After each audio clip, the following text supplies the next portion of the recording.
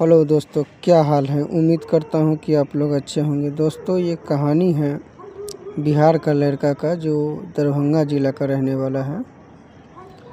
और दोस्तों, ये कहानी जो है ये गरीब परिवार का है। और देखिए इसकी किस्मत जो है किस तरीके से बदलता है। और कहानी को आप लोग ध्यान से सुनते रहिए और उम्मीद करता हूँ कि ये कहानी आपको अच्छा लगे। तो कमेंट कीजिएगा। आप लोग का भी कोई कहानी हो तो हमें बताइएगा, हम आपकी कहानी को भी सुनाएंगे दुनिया को। और जो है ये कहानी अब स्टार्ट होता है एक गरीब परिवार से बिहार का लड़का का। जो कहानी है दोस्तों, ये जाता है बम्बई। और ये बम्बई जाने के बाद में जो है दोस्तों, बंदा सब तर काम पूछता है लेकिन इसको काम नहीं मिलता है। एक बड़ा सा बंगला देखता है, उसमें जैसे कि गेट ठकठकाता है लेकिन उसमें कोई रहता नहीं है। जो रहता है वो बाहर से मतलब कहीं काम पर से आता है गाड़ी से। वो देखता है कि गेट कौन पीट रहा है भाई। उससे पूछता है कि गेट क्यों बजा रहे हो। तो बोला ऐसे ही। बोला इस घर में कोई है। मतलब वो देखिए वो मालिक मलकिनी थी वो जो पूछा, मतलब पूछने का तरीका थोड़ा सा। उसके बाद में जो है दोस्तों पूछा तो बोला नहीं, मैं ऐसे ही गेट पीट रहा था। बोला देखो इस घर में कोई नहीं है, इस घर में सिर्फ मैं रहती हूँ और अभी मैं काम पर से आ रहा हूँ। तुम किस लिए पीट रहे थे ये बताओ। तो उसने बताया कि मैं काम के लिए भटक रहा था और काम के लिए पूछ रहा था। बोला कौन सी काम करोगे, पूछा वो मैडम ने उस लड़के से। तो बोला कि मैं ये वाले काम जो है कुछ भी काम कर लूँगा, क्योंकि भाई मैं बेरोज़गार से घूम रहा हूँ और मुझे कोई भी काम चलेगा। तो मैडम ने उसकी छोटा सा टेस्ट लिया। बोला अगर मैं तुम्हें ढेर सारा पैसा दूँ तो किसी की मर्डर कर दोगे। वो बंदा का हाथ पर कांपने लग गया और उसको बुद्धि नहीं काम कर रहा था कि क्या जवाब दे मैडम को। लेकिन बाद में उसने बहुत थोड़ा सा अपने आप को संभाला और हौसला से काम लिया और उसको बोला कि मैं पैसे के लिए सब काम नहीं करूँगा, घर परिवार चलाना है, जेल नहीं जाना है। तो मैडम को उस पर थोड़ा भरोसा हुआ। बोला अरे मैं मजाक कर रहा था और तुम्हारा टेस्ट ले रहा था। उसको जो है बोलता है कि मैं घर में मैं अकेले ही रहता हूँ और तुम रह सकते हो हमारे साथ, काम करो। बोला काम में जैसे कि यही काम है, साफ़ सफाई का काम है, और तो कोई काम है नहीं। बोला कोई बात नहीं, कर लेंगे, ठीक है। लेकिन काम के दौरान में वो बताता है कि एक जब उससे पूछता है मैडम कि उसको लड़के को साफ बात बता देता है कि एक मेरी को बीमारी है जो कभी कभार मैं अजीब सी करने लग जाता हूँ। तो लड़का उतना ध्यान नहीं देता है, क्योंकि लड़का के मन में इतना खुशी था क्योंकि वो भटक रहा था। इतना बड़ा बंगला मिल गया भाई, काम मिल गया, रहने को अच्छा खासा घर मिल गया। तो उसके बाद वो उतना ध्यान नहीं देता है लड़का। और भाई मैडम जो बताता है उसके बाद में जो है मैडम उससे पूछता है, साफ़ सफाई पूरे दिन लड़का करता है क्योंकि घर काफ़ी गंदा पड़ा था। मैडम अकेले रहती है, उसको काम से खुद नहीं छुटकारा है और उसके साथ में कोई रहता नहीं है। और वो मैडम देखो यहाँ से कहानी क्या शुरू होता है। मैडम जो है इकलौती थी माँ बाप का लड़की, और उनके पास धन संपत्ति का कमी नहीं था, कोई काम बिजनेस नहीं था उसके पास। उसके पास में जो है पहला जो पति था ना, उसकी तबीयत बिगड़ने के कारण से छोड़ दिया था, घर जमाई बना के रखा था। और उसके बाद में दोस्तों जो है ये लड़का का एंट्री होता है बिहार वाले का, जो ये इसका पूरा सपोर्ट करता है। क्योंकि गरीब परिवार से, देखो दोस्तों बिहार का बंदा जो है, और सही कहा है किसी ने कि मुसीबत में वही साथ देता है जो मुसीबत में रहता है। अब बंदा बिहार से दिक्कत में आया था, गरीब परिवार का।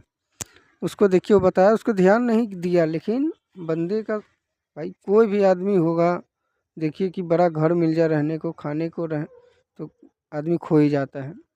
ध्यान नहीं दिया, पूरे दिन बंदा घर का सफाई किया। और उसके बाद में जो है दोस्तों, मैडम ने उससे पूछा खाना बना लेती हो। बोला खाना नहीं आता है बनाने, लेकिन सीख रहा हूँ। तो बोला कोई बात नहीं, आओ किचन में, हम जैसे जैसे बनाते हैं वैसे वैसे तुम भी करना।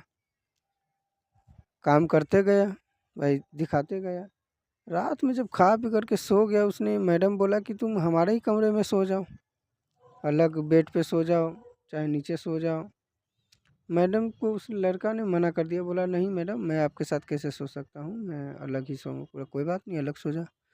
जब रात हुई तो वो मैडम अजीब सी आवाज़ निकालने लग गया, क्योंकि भाई उनको दिक्कत थी, बचपन से ही दिक्कत था, ये दिक्कत जो था बचपन से ही था। और उसके बाद जो है दोस्तों, लड़का का नींद, उसको थोड़ा आवाज़ लगा तो अजीब लगा। लड़का जो है दोस्तों गया और धीरे धीरे, मतलब गेट तो मैडम लगा ही नहीं रखा था, ऐसे ही भिड़का रखा था, सटा रखा था। बंदे ने थोड़ा धक्का दिया, गेट खुल गया। देखा तो मैडम बगैर कपड़े की थी और अजीब सी हरकत कर रहा था। अब इस बंदे को थोड़ा सा कन्फ्यूजन था कि मैडम ऐसे कर क्यों रहा है, लेकिन बाद में ध्यान देखा तो वो समझ गया कि कोई इनको पास अंदरूनी दिक्कत है। और जिसको गांव देहात में वो थोड़ा बहुत अभी उसकी बात करते हैं ना, जो थोड़ा सा वगैरह वगैरह क्या होते हैं, जो सूखा उखा से दिखवाते हैं, तो दोस्तों वो समझ गया। बाद में बंदा हिम्मत से काम ले रहा है। देखिए ऐसा पोजीशन पे भी देखिए कितना बंदा छोड़ के भाग जाएगा। लेकिन इस कहानी में मैं दोस्तों एक बात फिर से इस बात को दोस्तों मैं बार बार रिपीट करूँगा कि जो वही बंदा दिक्कत में टिकेगा जो दिक्कत को झेला है। और ये बंदा बेचारे मुसीबत का मारा, इसलिए वो देखा मैडम की हालत, वो समझ गया कि क्या है परिस्थिति है। जब बंदे ने हौसले से काम लिया और किसी भी तरीके से डटा रहा, और वो मैडम के अंदर जो समाई हुई थी ना, वो उसे चेतावनी दे रहा था कि तू भाग जा यहाँ से, नहीं तो तेरा तुझे भी मार डालूंगा, वगैरह वगैरह उसको मतलब जो भी कर रहा था। लेकिन बंदा हौसले से काम लिया, बोला मैं भी तो खड़ा हूँ यहाँ पर, तू कर क्या कर सकता है, दिखा दे तेरी ताकत मैं भी देखूँ। तो दोस्तों बंदा हौसले से काम लिया और आराम आराम से गया उसके पास और कस के बाजू में उसके गले लग गया। इतनी कस के जकड़ रखा था, कम से कम दोस्तों आधा घंटा के करीब वो बंदा उसको जकड़ के रखा और हनुमान चालीसा का मंत्र पढ़ा, तब उसकी बदन और टाइट होते जा रहा था। ये बंदा पूरा दम लगा के पकड़ रखा था। थोड़ी देर के बाद में, कम से कम आधा घंटा के बाद में उसकी शरीर लूज हुआ। तो मैडम को थोड़ा आराम हुआ, क्योंकि भाई वो जो शरीर के अंदर था वो निकल चुका था। दोस्तों फिर उसके बाद में जो है मैडम अपना कपड़ा वपड़ा सरियाया, और ये बंदा पूछा उससे कि मैडम आप ऐसे कैसे, मतलब क्या हो गया आपको? तो बोला यही दिक्कत है मेरा, मैं बताया था ना कि मेरे को एक बीमारी है जो यही दिक्कत है, और इसी दिक्कत के कारण से मेरा पति मुझे छोड़ के चला गया। दोस्तों वो बंदा जो है इसको बताता है, मैडम को दिलासा देता है कि मैं आपको सही कर दूंगा। और जो है तो उसको जो है उस बात का सुन के भाई जो परेशान थे मैडम, उनको काफ़ी मतलब थोड़ा सा वो हो रहा था, लेकिन अजीब भी लग रहा था कि कोई नहीं सही कर पाया तो कहाँ से सही कर देगा। तो इसने बताया कि मेरा पिताजी है भगत ओझा सोखा, जो बचपन से हम लोग देखते आ रहे हैं कि हमारे दरवाजे पे लोग बाग आते थे सही करवाने के लिए। तो वो था। तो फिर मैडम को जो है ऐसे कि बताया, बोला ठीक है।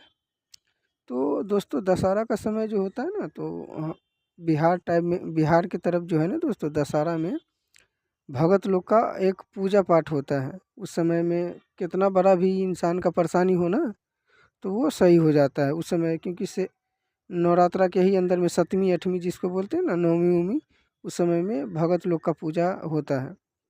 तो उसमें भविष्य में जो भी भाई हमारा कहानी सुन रहे हो, तो अगर आप लोग को भी कभी दिक्कत हो तो बिहार में ये वाला चीज़ होता है, आप लोग जा कर के दिखवा सकते हो। नौवीं दसवीं जो सतवीं आठवीं नौवीं जो होता है ना, भगत लोग का शाम के समय में पूजा होता है। आपको मैं अपने कहानी के माध्यम से बता दूं कि अगर किसी को कोई दिक्कत ऐसी वाली आए तो एक बारी चेक ज़रूर करवाना। तो ये बंदा मैडम को क्या करते हैं, अपना कहानी पे आ गया हूँ। ये बंदा अपना मैडम के साथ में क्या करता है दोस्तों, कि इनको बताते हैं और इनको बोला कि हमारे साथ चलना होगा बिहार। बोला कोई बात नहीं, चलेंगे। बिहार जब इनको लेके गया तो उनका लड़के के पिताजी जो है, बोला कि मैडम को जब चेक किया तो उन्होंने बोला कि बचपन से ही दिक्कत है। बोला हाँ बचपन से ही दिक्कत है। बोला कि 2-4 दिन टाइम लगेगा, आप सही हो जाओगे।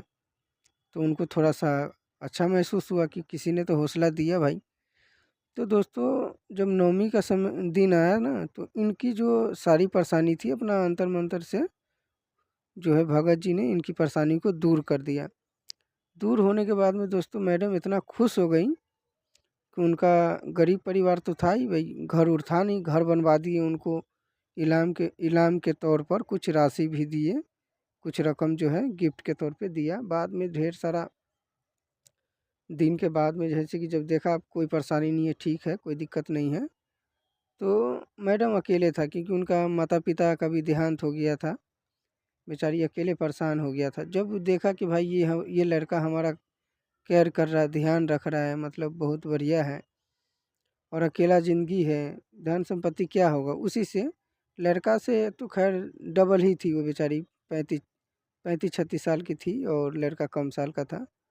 तो अब क्या करेगा आदमी, जब जिससे इंसान को आनंद मिलता है उसी के पास ही इंसान जाना चाहता है। तो मैडम ने लास्ट में यही बोला कि हम दोनों शादी कर लेते हैं, और हँसी-खुशी जो है आज ज़िंदगी जी रहा है और सारा संपत्ति का मालिक वो लड़का हो गया।